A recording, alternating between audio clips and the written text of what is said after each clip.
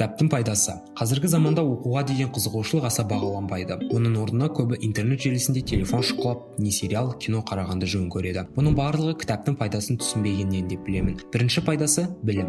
Оқығанымыздың барлығы екшелеп түп санамызға жинала бермек. Ми қыртысына жиналған ілімнің барлығы сіздегі данагөйлік сезімді ұштастырады. Көп оқыған сайын сіздің әлемге деген көзқарасыңыз кеңейеді. Басқалардың ойына деген тәуелділік пен ынтықтықтан айырыласыз. Ситуацияға жан-жақты қарай отыра өзіңізге дұрыс шешім қабылдай аласыз. Дүние тозса да білім тозбайды. Екінші, сөздік қорыңыз дамиды. Әр сөйлемде екі тілді айқастыра күбірлеп, екі сөздің басын қоса алмайтын жандарға ең керек нәрсе деп білемін. Сөздік қор бұрын сонды білмеген тақырыптарға ой алмасуға, ақылдымен сыр шертуге, олардан үйренуге мүмкіндік береді. Осылай жайлылық зонасын кеңейтеді. Сөздік қор сіздің сөзіңізді безендіреді, шешендігіңізді дамытады, ойыңызды бар кереметінде жеткізе алатын боласыз. Жүргізілген зерттеулердің нәтижесі бойынша сөздік қоры көп адамдар мансап сатысында оңай көтеріледі және жоғары лауазым иеленеді екен. Сонымен қатар оларда өте мықым социалды байланыстар болады. Үшіншісі, есте сақтау қабілетіңіз жетіледі. Кітап оқи отыра сіз өзіңіздің оперативті жадыңызда үйін кейіпкерлер мен олардың тарихын, әңгімесін, мінездемесін, мотивтерін ұстап тұрасыз. Өмірде бұл басқалардың есімін жадында сақтауға, айналаны егжей-тегжейіне дейін назарда ұстап тұруға,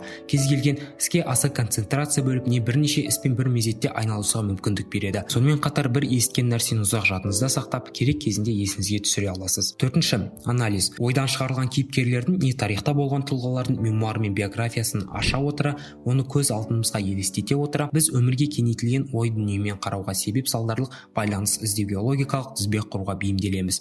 Бұның барлығы біздің аналитикалық қабілетімізді дамытады. Басқалардың айтқанын сараптауға, басқалардың қылығының қылшығын тануға, келерді болжауға, қателікті анықтауға үйренесіз. Сыни ойлау қабілетіңіз дамиды. Оқу адам өмірінде көптеген аспектте пайдасын тигізеді. Бұл айтқандар кітап пайдасын тек басы ғана. Марк Твен айтпақшы, оқымайтын адамның оқи алмайтын адамнан еш артықшылығы жоқ. Кітап оқиық, достар.